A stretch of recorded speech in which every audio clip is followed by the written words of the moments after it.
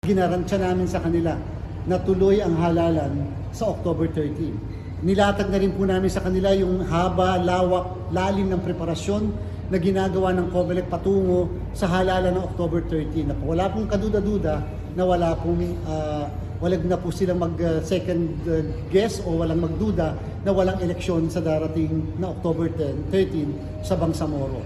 And sinabi rin po natin sa bandang huli, although napaka-importante yung 7 seats, pero technically kahit naman sa 73 seats, properly represented na yung mga natitirang probinsya ng Lanao del Sur, Tawi-Tawi, Basilan, Maguindanao South, Maguindanao North at saka yung Special Geographic Area. Represented na sila, may kanya-kanya nang naka-assign na parliamentary seats. So kahit na hindi mo muna ma-distribute yung 7 o dahil walang batas, hindi dapat maging dahilan yun upang hindi ituloy ang halalan. Dapat lalo ituloy ang halalan sa 73 and it's up to the parliament later kung anong gusto nilang gawin sa 7. Gusto ba nilang appointment? Gusto ba nilang special election? Gusto ba nilang blanco na lang yon? Kasi wala naman pa technically nire-represent yun na probinsya dahil originally sa Sulunga siya.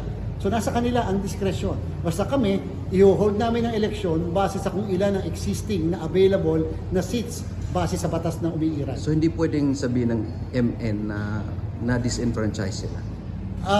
Ayaw kong sagutin yung katanungan yan because it's more political than legal. Maybe the action of COMELEC can be brought to the Supreme Court, but yung sa amin po kasi yun yung tama at practical at legal na dapat gawin ng COMELEC. Bakit tayo magpo-postpone ng halalan dahil lang sa kulang ng 7? Di hamak ng 73 ay majority sa 7. And therefore, hindi dapat maka-apekto yan sa pag-iisip at paghahanda ng Commission on Election. The final analysis, hindi naman po namin kasalanan kung bakit wala pa yung distribution o reapportionment of the 7. At maaari din po hindi kasalanan ng mismong parlamento sapagkat katulad nga sa diskusyon kahapon with the leadership of the MILF, sinabi nila madami kasi chairman na issues. Bakit ilalagay ang bayan na to dito? Bakit isasama? Bakit mabubunutin yung isang bayan na yan at isasama doon sa distritong yon? Plus the fact na pinaliwanag natin, pag po kasi sinama nyo itong bayan na to, nilagay mo doon sa kabilang distrito, paano po yung issue ng residency ng kumakandidato? Resident siya sa dating distrito, maaari hindi na siya resident sa bagong distrito. Paano siya tatakbo?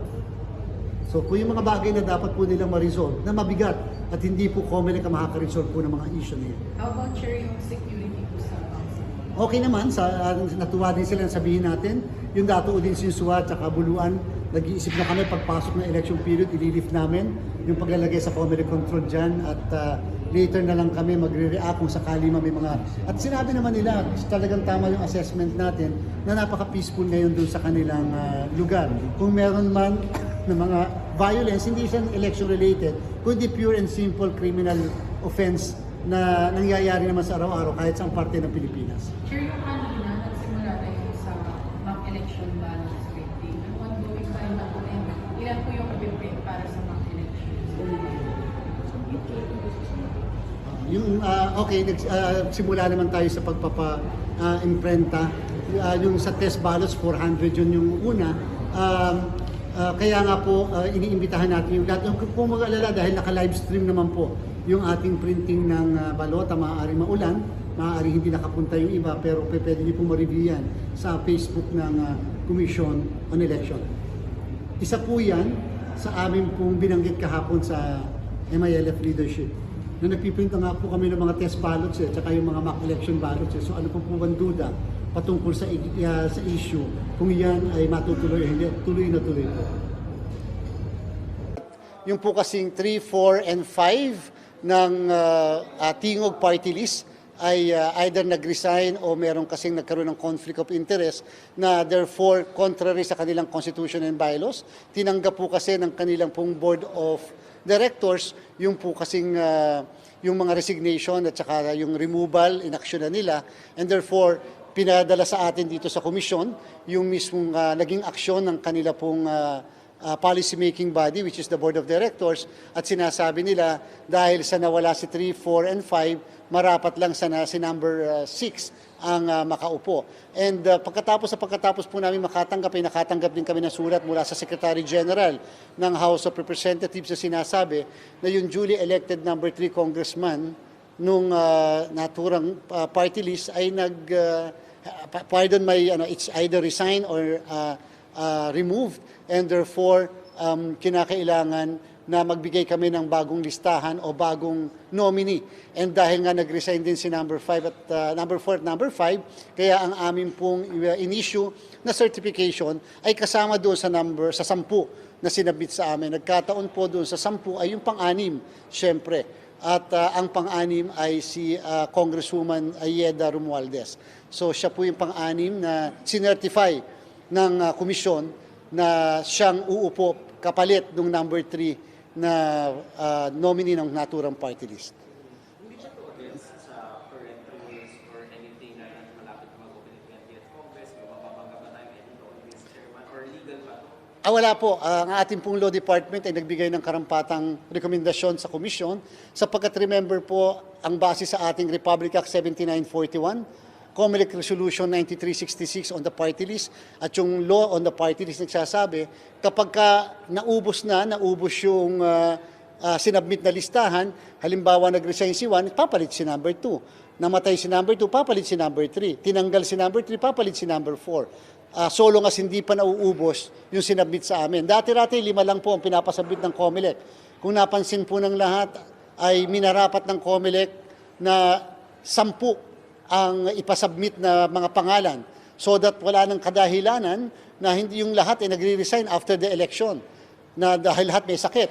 So imposible namang 10 sabay-sabay na nagkasakit. So ngayon po nagpasubmit tayo ng 10 and therefore kung yung number 6 ay tataas as number 3, nangangahulugan lamang na may kulang na sila ngayon sa amin na kinakailangan nilang isubmit. Pero sa kanila yan kung ayaw nilang punuan. Pero take note, hindi po kasi kami tumatanggap ng kapalit na kung natatandaan ng lahat. Hindi ba sinabi namin, papayag lang ang COMELEC na magpalit doon sa 10 na sinabmit nila kung yung mismong nominee ay namatay o na-disqualify. Pero kung yung nominee ay tinanggal, o kaya naman ang nominee ay nag-withdraw o nag-resign, then wala pong palitan doon sa mababakante, doon sa dulo. Kasi mababakantihan ng dulo. Lumalabas ngayon, ang bakante ngayon ay 6, 7, 8, 9, and 10. Pero to-clarify, di ba, 3 yung seats. So, ang nabakante ay Number 3. number 3, ang pinalit. Number 6, kasi si 4 and 5 ay nag-resign din. And therefore, based sa ranking, kinakailangan si number 6 ang ipapalit mo. And we have no discretion on that. Kasi yung pong 10 ay duly submitted ng naturang party list and in fact duly published by the commission, and therefore wala naman po kami natanggap na kahit na anong disqualification, opposition, and or petition para sa disqualification ng kahit na sino sa 10 na yan, and therefore intact yung listahan po na yan kahit after the election. Take note, kahit na po hindi kami mag-issue ng Certificate of Proclamation, pwede na po tanggapin ng House of Representatives yun sapagkat na-proclaim na po kasi yung naturang party list. It's just a matter of the COMELEC giving the said name of the nominee and certify it as the one who is in ranking doon sa makatapos matanggal o makapag-resign yung naturang mga nominees na nabanggit natin. Ngayong araw na to ay i-issue namin ang Certificate of Proclamation, just the same. Mag-i-issue pa rin kami ng Certificate of Proclamation. Kahapon ay sumulat na po ang inyong lingkod sa Secretary General ng House of Representatives. Inattach po natin yung en banc resolution noong Wednesday. Na nakalagay doon sa en banc resolution ay ninote namin yung resignation and or removal ng number 3, 4, and 5. At sinasabi namin, ino-authorize ako ng Commission en banc to inform the Secretary General of the fact of the resignations and of the fact that the resignations and removal in accordance with the Constitution and bylaws ng naturang organisasyon or party list ay compliant, and therefore tinatanggap namin ang rekomendasyon ng Law Department to likewise certify that the number 6 should now sit as the third nominee elected congresswoman of the said party list. So sinulat po natin yan kahapon at kinumit natin na pwede naman nila lang tanggapin na yung number 6 as a duly elected congresswoman kasi